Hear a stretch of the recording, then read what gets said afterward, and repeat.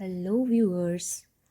I greet you all with a very hearty welcome to my channel.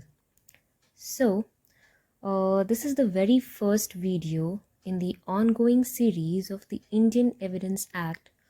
In this series, I will take each and every sections. Actually, I'll try to discuss every single section of the Act, and I'll try my level best to make every section easily understandable.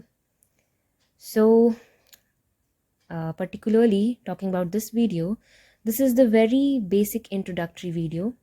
So, without wasting any more time, let's start with the Indian Evidence Act 1872. So, I would read it out and explain from the Bare Act.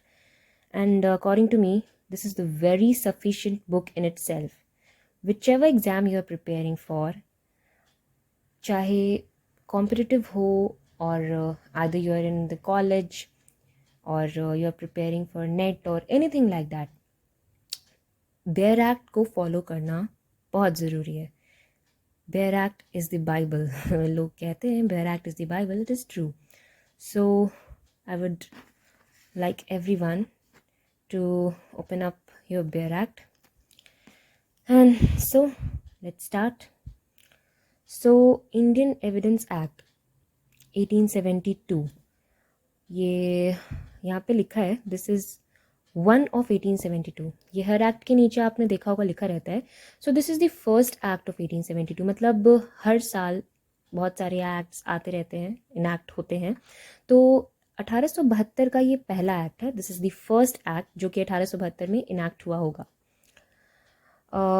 कई बार we have a tendency, we don't read this preamble and this year and date, which is like 15th March 1872. We just skip it out.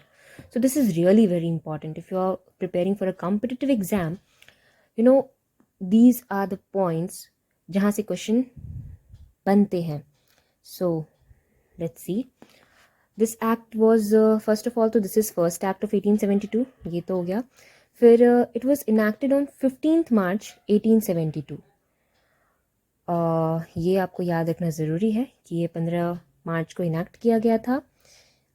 ये date of enactment है. और this act came into force on, ये भी एक question put किया जाता है. केम into force on, ये कब लागू किया गया? This was first day of September 1872. March में इट वाज इनैक्टेड, सितंबर में it came into force. Now let's see what the preamble says about it. It is expedient to consolidate, define and amend the law of evidence. ये act क्या करता है? Consolidate करता है. Consolidate means to join things together. एक जगह पे evidence से रिलेटेड जितने भी लॉज हैं उन सबको कंसोलिडेट कर रखा है इस एक्ट में. डिफाइन करता है और अमेंड भी कर रखा है. जो भी लॉज थे पुराने उसको नए लॉज लाकर ये इंडियन एविडेंस एक्ट एविडेंस से रिलेटेड सारे एक्ट को कंसोलिडेट, डिफाइन एंड अमेंड करता है, सारे लॉज को एविडेंस से related. So Indian evidence act आया तो 1872 में, पर 1872 के पहले क्या हुआ करता था? मतलब एविडेंस कैसे कोर्ट में लिए जाते थे, कैसे प्रोसीडिंग्स चलाई जाती थी, क्या होता था, कोर्ट्स होते थे नहीं होते थे, ये एक छोटी सी इंट्रोडक्शन में देना चाहूँगी कि बिफोर इंडियन एविडेंस एक्ट 1872 केम, तो जब हमारे इंडियन हिंदू रूलर्स हुआ करते थे, तो हिंदू रूलर्स के टाइम में एज इन ब्रिटिश इम्पीरियल जो पीरियड था उस समय या उसके पहले मुस्लिम रूल हुआ करता था. एज वी ऑल नो कि 1600s में ब्रिटिशर्स आए थे. धीरे धीरे वो हमारे इंडिया में ऐसे पकड़ बनाते गए. ऑक्टोपस की तरह अपने टेंटिकल्स को उन्होंने एकदम स्प्रेड कर दिया. पर उसके पहले जैसे मुस्लिम जब थे, मुस्लिम्स के भी पहले जब हिंदू रूलर्स हुआ करते थे, कंटेम्प्रेरीली दोनों हुआ करते थे, हिंदूज रूलर्स भी थे, मुस्लिम रूलर्स भी थे. तो उस समय क्या था, हिंदू रूलर्स के टाइम में कोर्ट कॉन्सेप्ट ऑफ धर्म फॉलो किया जाता था. धर्मशास्त्र थे, धर्मसूत्र थे. ये जब हम सोर्सेस पढ़ते हैं लॉज के तो ये सारे आते हैं सोर्सेस में, धर्मशास्त्र, धर्मसूत्र, प्रोज, क्या थे, फिर पैराज, ये सब बहुत कुछ हुआ करते थे उस वक्त। तो धर्म का कॉन्सेप्ट था कि धर्म क्या था, means observance and conduct of truth, मतलब फेयर, जस्ट, सच्चाई, ये सब पे फॉलो किया करते थे तभी के किंग्स, और इसके बेसिस पे वो ये जजमेंट दिया करते थे।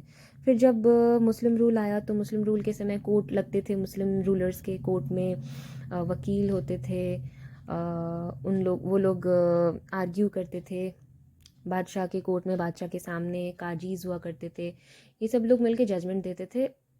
उनका अपना हनाफी लॉ फॉलो करते थे वो, मुस्लिम लॉज। तो ये हुआ करता था। फिर ये ब्रिटिशर्स आए, उन्होंने 1872 में लॉ इनैक्ट किया। एक और इम्पॉर्टेंट चीज़ है कि ये लॉ किसके द्वारा ड्राफ्ट किया गया था, ये ना यहाँ पे लिख रखा है मैंने, सर जेम्स फिट्जसिमन्स स्टीफन। आप ऐसे नाम याद कर सकते हो, जेम्स स्टीफन, इनके द्वारा ये लॉ इनैक्ट किया गया था। अब हम आते हैं इस एक्ट के, हाँ इस एक्ट का एक और आपको ये याद रखना होगा कि इस एक्ट में 11 चैप्टर्स हैं टोटल और 167 सेक्शंस हैं। So now let's C chapter part 1 है रिलेवेंसी ऑफ फैक्ट्स। ये इसमें चैप्टर 1 है जो प्रिलिमिनरी चैप्टर है। इसमें सेक्शन 1 हम फोकस करते हैं, क्या है, short title, extent and commencement. तो शॉर्ट टाइटल क्या, टाइटल मतलब एक्ट को क्या कहा जाएगा, हाँ कहाँ तक ये, एक्सटेंट मतलब ये कहाँ तक अप्लाई होगा, और कमेंसमेंट मतलब कि ये कब आया, कमेंस हुआ, कब फोर्स में आया, ये सारी बातें सेक्शन 1, यूजुअली हर एक्ट की सेक्शन 1 ये बात करती है। बट कॉन्स्टिट्यूशन में टाइटल सबसे लास्ट सेक्शन में दे रखा है, सॉरी लास्ट आर्टिकल में दे रखा है, इस बात को आप याद रखिएगा, ये बहुत ही इंपॉर्टेंट है। ऐसे मल्टीपल चॉइस क्वेश्चंस आते हैं कि टाइटल, अभी मैंने रिसेंटली AIB 17 दिया था, उसमें भी ये सबसे पहला क्वेश्चन था कि टाइटल की बात कॉन्स्टिट्यूशन में किस आर्टिकल में करी गई है, और कंफ्यूज करने के लिए ऑप्शन में आर्टिकल 1 भी था और आर्टिकल 393 भी था। तो इसका सही ऑप्शन 393 है। सो एविडेंस एक्ट में सेक्शन 1 में दिया है short title, extent and commencement. So this act may be called the Indian evidence act 1872। अब देखो इसका एक्सटेंट दे रखा है, it extends to the whole of India. और ये यहाँ पे आपने 3 स्टार देख रहे हो, यहाँ से हटा दिया गया है वर्ड को, except the state of Jammu and Kashmir, ये हटाया गया था 2019 में। यहाँ पे देखो लिख रखा है the words except the state of Jammu and Kashmir omitted by act 34 of 2019। इस एक्ट 34 को Jammu and Kashmir reorganisation act 2019 में कहते हैं। तो 370 आर्टिकल 370 जब एब्रोगेट किया गया था तभी ये सब सारे एक्ट्स रिमूव कर दिया गया। And applies to all judicial proceedings. So एक चीज़ आपको याद रखनी कि Indian evidence act judicial proceedings को अप्लाई होती है।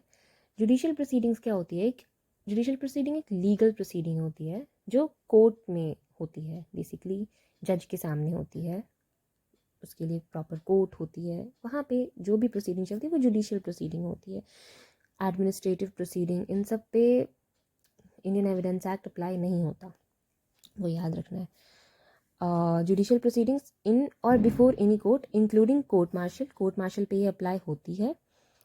और तो कहाँ कहाँ अप्लाई होती है देखो, whole of India, judicial proceeding, court martial. अब हम देखेंगे यहाँ पे आगे दिया है कि इंडियन एविडेंस एक्ट 1872 कहाँ कहाँ पे अप्लाई नहीं होती है।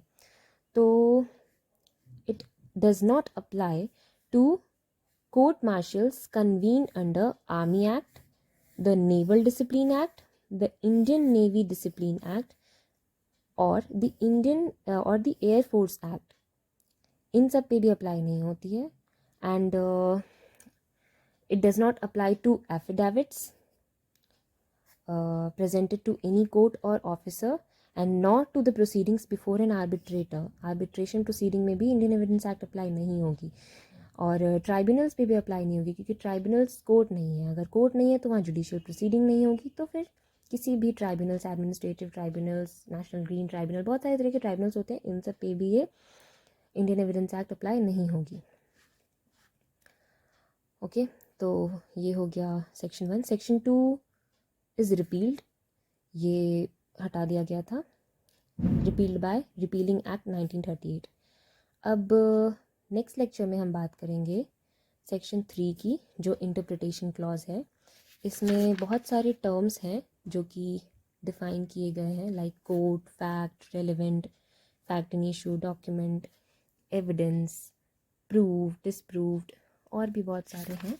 तो this is a very important section, इसको हम लोग थोड़ा सा डिटेल में करेंगे।